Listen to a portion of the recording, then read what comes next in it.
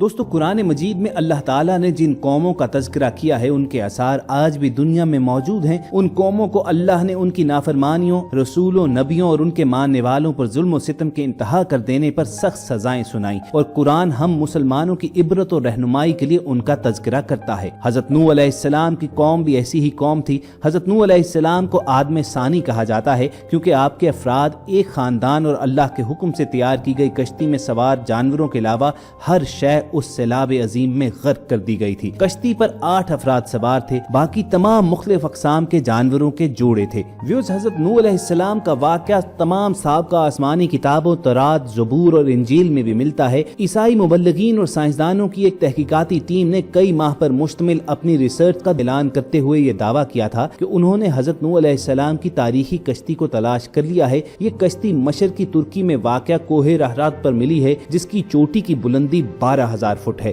ماہرین کی ٹیم کا کہنا تھا کہ اس کشتی کی 3 منزلیں ہیں۔ یہ کشتی کئی میٹر برف کے نیچے دبی ہوئی ہے۔ گزشتہ 200 برسوں سے 1 درجن سے زیادہ ٹیمز حضرت نوح علیہ السلام کی کشتی کو تلاش کر رہی تھیں، جس کے بارے میں قرآن پاک میں آتا ہے کہ وہ ایک چوٹی سے ٹکرا کر رک گئی تھی۔ چین کے ماہرین کی اس رپورٹ کو امریکی سائنسدانوں نے ماننے سے انکار کیا ہے۔ ان کا کہنا ہے کہ کشتی کی لکڑی کے نمونے جو فرانزک رپورٹ کے لیے بھیجے گئے تھے اتنے پرانے نہیں ہیں کہ اس کے بارے میں وثوق سے کہا جا سکے کہ یہ حضرت نوح علیہ السلام کے دور کی کشتی ہے، جبکہ چائنیز ریسرچرز کی ٹیم کا دعویٰ ہے کہ وہ 99% یقین سے کہہ سکتے ہیں کہ یہ وہی کشتی ہے جو حضرت نوح علیہ السلام نے لگ بھگ 4800 برس پہلے اللہ کے حکم سے بنائی تھی۔ ماہرین کا کہنا ہے کہ اس کشتی کی 3 منزلیں ہیں اور اس میں کئی بڑے بڑے ہال نما کمرے ہیں۔ ان کمروں میں لکڑی کے ستون ہیں۔ عرب اخبارات نے بھی اس ضمن میں سوال اٹھائے تھے کہ کیا واقعتاً یہ حضرت نوح علیہ السلام کی کشتی ہے۔ چینی اور ترک عیسائی ماہرین نے اپنی تحقیق کے لیے قرآن کریم کی ان آیات کا بھی مطالعہ کیا تھا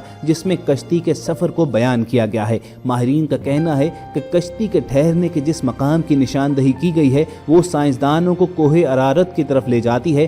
گزشتہ 20 برسوں میں کئی سائنسدانوں نے کوہ ارارات کا دورہ کیا۔ ان میں سے کچھ ایک نے پہاڑی پر بنی کشتی کی شکل کی چٹان ہی کو حضرت نوح علیہ السلام کی کشتی قرار دے دیا، لیکن چینی اور ترک ماہرین نے پہاڑ کے اس برفیلے مقام پر تحقیقات کی جہاں درجہ حرارت -60 ڈگری ہوتا ہے، اور پہاڑ کے جس حصے میں کشتی کی باقیات دریافت ہوئی ہیں وہ انتہائی ڈھلوان اور خطرناک ہے۔ رپورٹ کے مطابق اس ٹیم نے 60 مختلف مقامات سے حضرت نوح علیہ السلام کی کشتی کا مشاہدہ کیا۔ یہ کشتی کئی جگہوں سے ٹوٹی ہوئی تھی، تاہم مکمل تباہ اس لیے نہیں ہوئی کہ یہ برف کی موٹی تہ میں دبی رہی ہے۔ کشتی ٹوٹی ہوئی ہونے کی وجہ سے ماہرین اس کے اندر داخل ہو پائے۔ چینی ماہر ونگ چنگ نے باضابطہ ایک پریس کانفرنس منعقد کر کے اپنی تحقیقات سے دنیا کو آگاہ کیا تھا۔ کشتی کا معائنہ کرنے والے چینی ماہر کا کہنا تھا کہ کشتی کا ہر کمرہ 5 میٹر اونچا ہے، اس میں کوئی بھی جانور آسانی سے سما سکتا تھا۔ چائنیز ایکسپرٹس نے ریڈیو کاربن ٹیکنالوجی سے کشتی کے ٹکڑوں کا مشاہدہ کیا اور دعویٰ کیا کہ یہ 4800 برس پرانی ہے۔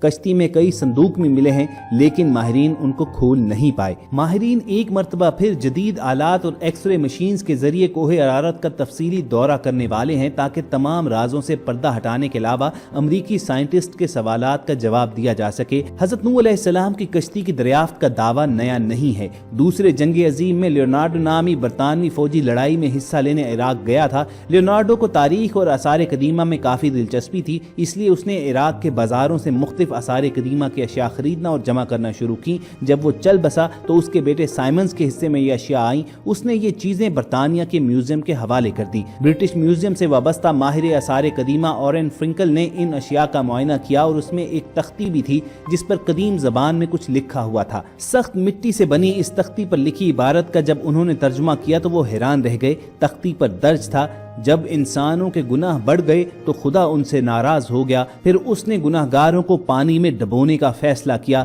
تب فرشتوں نے وادی دجلہ اور فرات میں آباد ایک نیک انسان یعنی نوح علیہ السلام تک خدا کا یہ پیغام پہنچایا کہ وہ ایک کشتی تیار کریں اور اس میں نیک لوگوں کے علاوہ تمام جانداروں کا ایک ایک جوڑا بھی سوار کر لیں۔ उस तख्ती में कश्ती को इतना बड़ा बताया गया था कि वो फुटबॉल के एक स्टेडियम के बराबर थी। माहिरीन ने अंदाजा लगाया कि ये तख्ती 4000 बरस पुरानी है, यानी हजरत ईसा अलैहिस्सलाम से भी पहले की है। इस तरह तूफान नूह का एक ठोस सबूत दुनिया के हाथ लग चुका था। आम तौर पर मजहब खुसूसन इस्लाम के मुनकरीन इन वाक़यात को अफसानवी किस्से करार देते हैं। ये तमाम सबूत उनकी आंखें खोलने के लिए काफ़ी हैं। इस तख्ती पर यह भी लिखा है कि नूह अलैहिस्सलाम की कश्ती आजकल की कश्तियों की तरह लंबी नहीं थी, बल्कि बैजवी यानी अंडा नुमा थी। इस ज़माने में दजला और फरात में इसी तर्ज की कश्तियाँ चला करती थीं।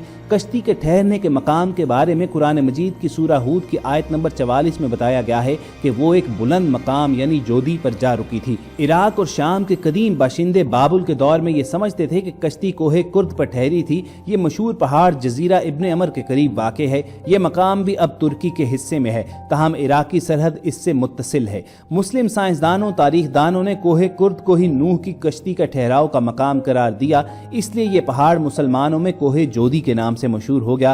ताहम ईसाई मुबल्लिगीन का कहना है कि कश्ती कोहे अरारत पर जाकर रुकी थी। ये पहाड़ आर्मीनिया और तुर्की की सरहद पर है।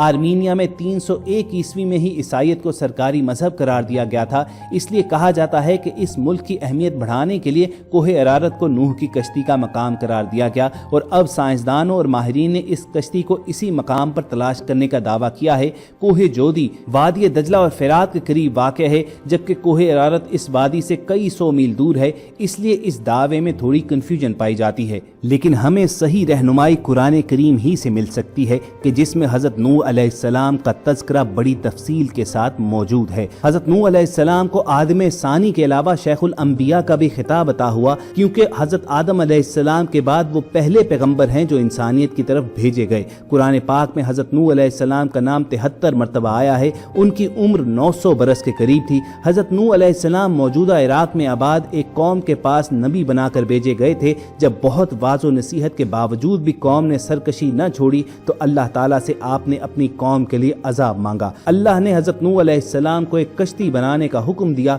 2 साल की मुद्दत में कश्ती तैयार हुई, जिसकी लंबाई 300 गज, चौड़ाई 50 गज और ऊंचाई 30 गज थी। जब अजाब आया तो आसमान से मुसलसल बारिशें बरसने लगीं और ज़मीन से चश्मे उबलने लगे।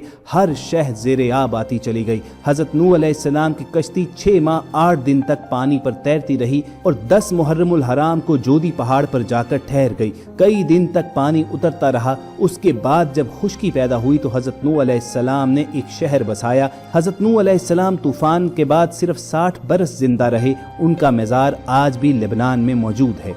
ख़वातीन व हज़रात, साइंसी तहकीकात कुछ भी हों, साइंसदान जो भी कहते रहें, हमारा ईमान ये है कि सब कुछ अल्लाह ही बेहतर जानता है। जो कुरान व हदीस में हमें बता दिया गया है, जो आसमानी किताबों में बताया गया है, अल्लाह की जानिब से बस वही सच है। हम अंबिया और बुजुर्गान दीन के किस्से जो आपके साथ शेयर करते हैं तो उसका एक ही मकसद होता है कि हम इन लोगों की ज़िंदगियों से कुछ सीखें, अपने अमाल व अक़वाल पर कुछ गौर करें कि कहीं हम भी अपनी ज़िंदगियां उन सरकश कौमों की तरह नहीं गुजार रहे जिन पर अल्लाह ताला ने अज़ाब भेज दिया था। तो बहुत ज़रूरी है कि जब तक हमारे पास मोहलत मौजूद है हम फौरी तौबा करें, अपनी ज़िंदगियां जो हैं अल्लाह ताला के अहकामात के मुताबिक ढाल लें, ताकि हमारा शुमार उन लोगों में हो जिन पर अल्लाह ताला का फजलो इनाम नाजिल हुआ, ना कि उन पर कि जिन पर अल्लाह ने अपना गजब नाजिल फरमाया। टीम पीपल लाइव की कोशिश होगी कि ऐसी तारीखी, मालूमाती और इस्लामी वीडियोस आप तक फ्यूचर में भी पहुंचती रहें, और ये वीडियोस हासिल करने के लिए आप रेड बटन पर क्लिक करके और बेल आइकॉन को प्रेस करके पीपल लाइव के सब्सक्राइबर्स बन जाइए। बहुत जल्द दोबारा मुलाकात होगी। अल्लाह हाफिज।